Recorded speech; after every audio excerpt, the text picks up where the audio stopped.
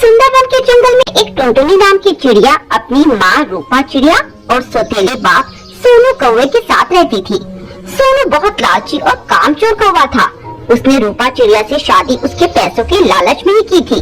वह रूपा की बेटी टुनटुनी को बिल्कुल पसंद नहीं करता था। वह उससे बहुत काम करवाता। एक दिन की बात है, रूपा अपनी दोस्त कोमल कबूतरी से मिलने बाहर गई हुई थी। तभी वह सोनू कौवा टुनटुनी चिड़िया के पास आता है और उससे कहता है, अरे टुनटुनी चिड़िया, चल मेरे लिए एक गिलास पानी लेकर आ। टुनटुनी अपना होमवर्क कर रही थी, इसीलिए उसे सोनू कौवे की आवाज सुनाई नहीं देती और वह अपने काम में ही लगी रहती है। जब वह सोनू को पानी का गिलास लाकर नहीं देती तो सोनू बहुत गुस्सा हो जाता है और उससे गुस्से में कहता है, तुझे सुनाई नहीं देता क्या? मैं कब से तुझसे पानी लाने के लिए बोल रहा हूँ। माफ कर दीजिए, मुझे सुनाई नहीं दिया, मैं अपना होमवर्क कर रही थी। चल चल, ये बहाने मत बना, चल मेरे लिए एक कप चाय बना कर ला, जल्दी कर। पर अभी तो आपने पानी के लिए बोला था। तो मैं चाय नहीं पी सकता क्या? अब मेरा मन पानी पीने का नहीं है, चाय पीने का है। तो तुझसे जो कहा है वह पूरा कर और जल्दी से मेरे लिए गर्मा गर्म चाय बना कर ला। मुझे चाय बनानी नहीं आती, मैं कैसे चाय बना पाऊंगी? तो चाय बनाने के लिए क्या मैं तेरे बाप को बुला कर लाऊं? चल अब ज्यादा मेरा दिमाग मत खा और मेरे लिए अच्छी सी चाय बना कर ला। सोनू की ये बातें सुनकर टुनटुनी रसोई में चली जाती है और जैसे तैसे सोनू के लिए चाय बनाती है और उसे लाकर देती है। ये लीजिए जी। सोनू वो चाय पीता है और उस चाय का टेस्ट बिल्कुल खराब था, इसीलिए वो चाय टुनटुनी के ऊपर फेंक देता है। ये चाय बनाई है तूने, ले पी ले खुद ही। इतनी बड़ी हो गई पर कुछ काम नहीं आता, एक ढंग की चाय बनानी भी नहीं आती। पता नहीं कब तक इन दोनों माँ बेटी को झेलना पड़ेगा। मेरा चेहरा बहुत जल रहा है, मुझे बहुत दर्द हो रहा है, मुझे डॉक्टर के पास ले चलिए। तेरी माँ मुझे कोई नोटों की गड्डी नहीं थमा गई जो मैं तेरे ऊपर खर्च करता फिरूं।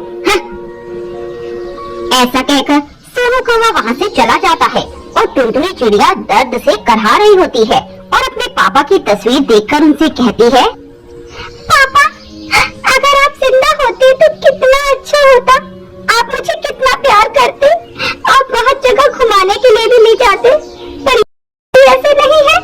ये मुझसे बिल्कुल भी प्यार नहीं करते और मुझे डांटते रहते हैं।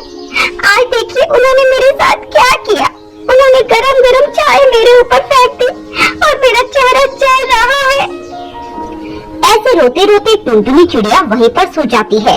शाम को सोनू कौवा वापस आ जाता है और टुनटुनी से कहता है, ए टुनटुनी, याद रखना अगर तुमने आज की बात किसी को बताई तो अच्छा नहीं होगा, नहीं तो आज तो कुछ भी नहीं, मैं एक दिन तुझे इससे भी ज्यादा दर्द दूंगा। नहीं जी, मैं किसी को ये बात नहीं बताऊंगी, बस आप मुझे मारना मत। ठीक है, चल मेरे पैर दबा, मेरे पैरों पे बहुत दर्द हो रहा है। ठीक जी, मैं अभी दबाती हूँ। और जरा अच्छे से दबाना। ऐसा कहकर टुनटुनी उस सोनू के पैर दबाने लगती है। तभी सोनू उससे कहता है, तेरे हाथों में जान नहीं क्या, जरा ढंग से दबा। खाने को तो पूरा दिन खाती ही रहती है पर शरीर में जान बिल्कुल भी नहीं है। ठीक, मैं और अच्छे से पैर दबाती हूँ। ऐसा कहकर टुनटुनी सोनू के पैर अच्छे से दबाती है। तभी रूपा चिड़िया वापस आ जाती है और टुनटुनी को सोनू के पैर दबाते देखकर टुनटुनी से सवाल करती है, बेटा टुनटुनी, तू ये क्या कर रही है? और सोनू जी, आप क्यों टुनटुनी से पैर दबा रही हो? आपको शर्म नहीं आती इतनी छोटी बच्ची से ऐसा काम करवाते हुए? नहीं माँ, इसमें का कोई दोष नहीं है, वो तो मैंने ही पैर दबाने के लिए कहा था। दिन भर कितनी मेहनत करते हैं, इसीलिए वे थक जाते होंगे, तो क्यों न मैं उनके पैर दबाकर उनकी कुछ सेवा कर दूं? हाँ रूपा, हाँ, मैं तो टुनटुनी बिटिया को कब से मना कर रहा था पर ये मेरी बात सुन ही नहीं रही थी। फिर मैंने सोचा क्या बच्ची का मन दुखाया जाए, इसीलिए मैंने भी इसकी मांग मान ली। अरे मुझे माफ कीजिएगा, मैंने कुछ गलत ही सोच लिया था। अरे रूपा कोई बात नहीं, बाकी मैं टुनटुनी बिटिया को अपनी जान से ज्यादा चाहता हूँ।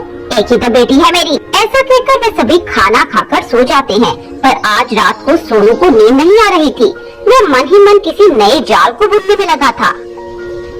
आज तो बाल बाल बच गए, वरना अगर रूपा को ये बात पता चल जाती कि मैं टुनटुनी से जबरन काम करवाता हूँ तो वो मुझे घर से निकाल फेंकती और मैं फिर से दर बदर की ठोकरें खाता फिरता। समझदारी इसी बात में है कि अपने प्लान को जल्द से जल्द पूरा किया जाए और इन दोनों माँ बेटी को मार के यहाँ से 9-2-11 हुआ जाए। अगली सुबह सोनू कौवा जल्दी उठकर सबके लिए नाश्ता बनाता है और उस नाश्ते में जहर मिला देता है और सबको खाने के लिए बुलाता है। आ जाओ रूपा और मेरी प्यारी बेटी टुनटुनी, जल्दी आ जाओ। देखो पापा ने आप दोनों के लिए अच्छा अच्छा खाना बनाया हुआ है, जल्दी से आ जाओ। अरे वाह, खुशबू तो बहुत अच्छी आ रही है, पर आपने क्यों सुबह सुबह इतनी मेहनत की? मैं उठकर खाना बना देती ना। अरे तुम तो रोज खाना बनाती हो, आज मैंने बना लिया तो क्या हो गया। चलो ये सब छोड़ो और तुम दोनों नाश्ता करो। ऐसा कहकर वे दोनों खाना खाने लगती हैं। कुछ ही वाले खाने के बाद वे दोनों बेहोश हो जाती हैं और सोनू जोर जोर से हंसने लगता है। ये हुई ना बात, ये दोनों माँ बेटी तो प्यारी हो गई हैं, तो देर किस बात की, सारा पैसा और जेवर लेकर यहाँ से भाग जाता हूँ। वह लोकर से पैसे और ज़ेवरात निकालकर भागने लगता है। तभी रूपा और टुनटुनी जाग जाते हैं और उसे पकड़ लेते हैं। ऐसे नहीं जाने देंगे आप, पहले तो लेते जाइए। तुम दोनों जिंदा कैसे बच गई? तुम्हें तो मैंने अभी अपने हाथों से जहर खिलाया था। हाँ, मुझे पता है कि तुमने हमें मारने के लिए खाने में जहर मिलाया था और तुम हमें मारना चाहते थे, पर अफसोस ये हो न सका क्योंकि मैंने तुम्हें पहले ही खाने में जहर मिलाते देख लिया था और उसके बाद मुझे टुनटुनी ने सब सच बता दिया कि कैसे तुम मेरे जाने के बाद उस पर अटकते हो। तुम्हें शर्म आनी चाहिए सोनू कौवे, मैंने तुम्हें अपना और अपनी बेटी का बाप के लायक ही नहीं हो। हाँ माँ, ये बहुत गंदे है, मुझे ऐसे नहीं चाहिए के मारकर घर से निकाल देते हैं। जाओ यहाँ से, तुम्हारे जैसे पापी मेरे घर में कोई जगह नहीं है और आइंदा से मुझे अपनी ये गंदी शक्ल मत दिखाना। निकल जाओ यहाँ से।